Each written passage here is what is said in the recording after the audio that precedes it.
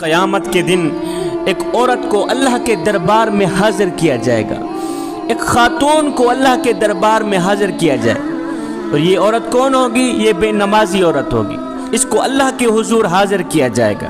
جب اسے اللہ کے حضور حاضر کیا جائے گا تو اس سے پوچھا جائے گا کہ تو نے نماز کیوں نہ پڑھی، تو نے نماز کیوں چھوڑ دی، نماز کیوں نہ پڑھی؟ وہ عورت جواب دے گی، عرض کرے گی، یا اللہ مجھے اپنے خامد کے، اپنی فیملی کے کام کاج میں فرصت نہیں ملتی تھی، اور خامد کے خوف کی وجہ سے یہ فریضہ ادا نہیں ہو سکتا تھا، خامد کے خوف کی وجہ سے، خامد کے کام کی وجہ سے میں نماز نہ پڑھ سکی۔ یہ وجہ سن کر میرا اللہ حکم دے گا کہ فرعون کی بیوی حضرت آسیہ کو حاضر کیا جائے۔ جب حضرت آسیہ حاضر ہوگی تو اس بے نمازی عورت کو کہا جائے گا کہ اب تو بتا کہ تیرا خامد زیادہ ظالم تھا یا آسیہ کا خامد فرعون زیادہ ظالم تھا؟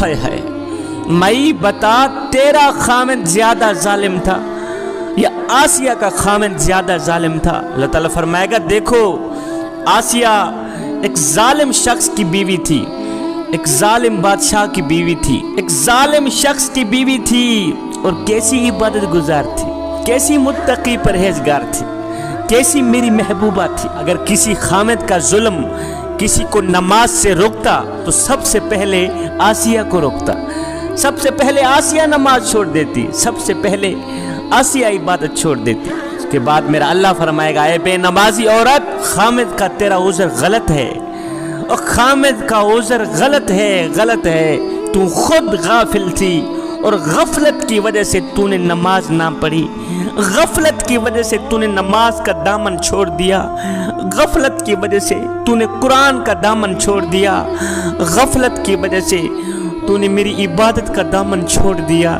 اس کے بعد میرا اللہ حکم فرمائے گا، فرشتو اس عورت کو، اس بدبخت اور بدقسمت عورت کو گھسیٹتے ہوئے لے جاؤ، جہنم میں داخل کر دو۔ میری بہنوں، میری ماؤں، اگر آخرت کی زندگی عزت سے گزارنا چاہتی ہو، اگر آخرت کی زندگی ایک مقام سے گزارنا چاہتی ہو، اگر آخرت کی نہ ختم ہونے والی زندگی وقار سے گزارنا چاہتی ہو، تو خدا را نماز کا دامن کبھی نہ چھوڑ۔ بنی اسرائیل کی ایک عورت حضرت سیدنا موسیٰ علیہ السلام کی خدمت میں حاضر ہوئی، عرض گزار ہوئی، اے اللہ کے نبی، مجھ سے ایک گناہ ہو گیا تھا، بعد میں نے توبہ بھی کر لی ہے، آپ دعا کریں اللہ تعالیٰ میری توبہ قبول فرمائے اور میرے گناہ معاف فرمائے۔ سیدنا موسیٰ علیہ السلام نے پوچھ ہی لیا، اے خاتون، تجھ سے کون سا ایسا گناہ ہوا ہے، کون سا ایسا گناہ ہوا ہے، کون سی ایسی غلطی ہوئی ہے، کون سی ایسی خطا ہوئی ہے جس کی دعا کرانے تو اتنے دور سے میرے پاس آئی ہے؟ وہ خاتون کہنے لگی، بنی اسرائیل کی عورت کہنے لگی، اے اللہ کے نبی، مجھ سے گناہ یہ ہوا تھا کہ میں نے زنا کیا تھا اور میں حاملہ ہو گئی تھی، حاملہ ہوئی، مجھ سے ایک بچہ پیدا ہوا، اب بچہ پیدا ہوا تو میں اپنے اس گناہ کو چھپانے کی خاطر، اپنی اس غلطی کو چھپانے کی خاطر، اپنی اس خطا کو چھپانے کی خاطر میں نے اس بچے کو ذبح کر دیا، میں نے اس بچے کو قتل کر دیا، اور ذبح کر کے میں نے اسے مٹی کے سپرد کر دیا، یہی مجھ سے گناہ ہوا ہے۔ اے اللہ کے نبی، آپ دعا کریں اللہ تعالیٰ میری توبہ قبول فرمائے اور میرے گناہ معاف فرمائے۔ ہائے، اللہ کے نبی نے جب سنا کہ اس عورت نے زنا کیا ہے جس کے سبب ایک بچہ پیدا ہوا، اس عورت نے اپنے اس گناہ کو چھپانے کی خاطر اس معصوم بچے کو ذبح کر دیا، مار دیا، قتل کر دیا۔ ایک انسان کا قتل پوری انسانیت کا قتل ہے جوانوں۔ موسیٰ علیہ السلام یہ سن کر جاہو جلال میں آ گئے۔ آپ نے فرمایا، بدبخت عورت اور گنہگار عورت، یہاں سے نکل جا، یہاں سے دفع ہو جا، تو نے ایک معصوم بچے کی جان لے لی ہے، دفع ہو جا، نکل جا یہاں سے، کہیں ایسا نہ ہو آسمان سے آگ اترے اور تیری نحوست کے سبب ہم سب کو جلا کے راکھ کر دے۔ جب اس عورت نے دیکھا اللہ کے نبی جاہو جلال میں آ گئے ہیں تو وہ عورت ٹوٹے دل کے ساتھ وہاں سے اٹھی، گھر نکل گئی۔ جب یہ عورت ٹوٹے دل کے ساتھ یہاں سے نکلی تو ادھر سے حضرت سیدنا جبریل علیہ السلام حاضر ہوئے، وہی لے کر آئے۔ اے اللہ کے نبی، اللہ فرما رہا ہے کہ تو نے ایک توبہ کرنے والی کا دل کیوں توڑا؟ اے موسیٰ، تو نے توبہ کرنے والی کا دل کیوں توڑا؟ اے موسیٰ، تو نے توبہ کرنے والی کا دل توڑ کر خالی ہاتھ واپس کیوں بھیج دیا؟ کیا تو نے بھی اس عورت سے زیادہ بدتر گناہ کرنے والا کوئی نہیں دیکھا؟ کیا تو نے اس عورت سے بھی زیادہ گناہ کرنے والا نہیں پایا آج تک؟ موسیٰ علیہ السلام نے فرمایا، اے جبریل، کیا اس عورت سے بھی زیادہ بدتر گناہ کرنے والا اس دنیا میں کوئی رہتا ہے؟ اور کیا اس عورت سے بھی بدتر گناہ کرنے والا اس دنیا میں کوئی اور بھی ہو سکتا ہے؟ یہ سن کر حضرت جبریل علیہ السلام نے عرض کی، اے اللہ کے نبی، جان بوجھ کر نماز چھوڑنے والا، جان بوجھ کر نماز چھوڑنے والا شخص اس عورت سے بھی زیادہ بدتر گناہ کرنے والا ہے۔ جو شخص جان بوجھ کر نماز چھوڑ دیتا ہے، جوانو، وہ نوجوان اس زانیہ عورت سے بھی بدتر گناہ کرنے والا ہے۔ خدا را اس گناہ سے بچیں، نماز کا دامن ہرگز نہ چھوڑیں۔ اللہ تعالیٰ جب ناراض ہوتا ہے روٹی بند نہیں کرتا۔ جوانو، اللہ تعالیٰ جب ناراض ہوتا ہے رزق بند نہیں کرتا۔ اللہ تعالیٰ جب ناراض ہوتا ہے سورج کو حکم نہیں دیتا کہ فلاں شخص میرا نافرمان ہے، تیری کرنیں اس کے آنگن میں نہیں جانی چاہیے۔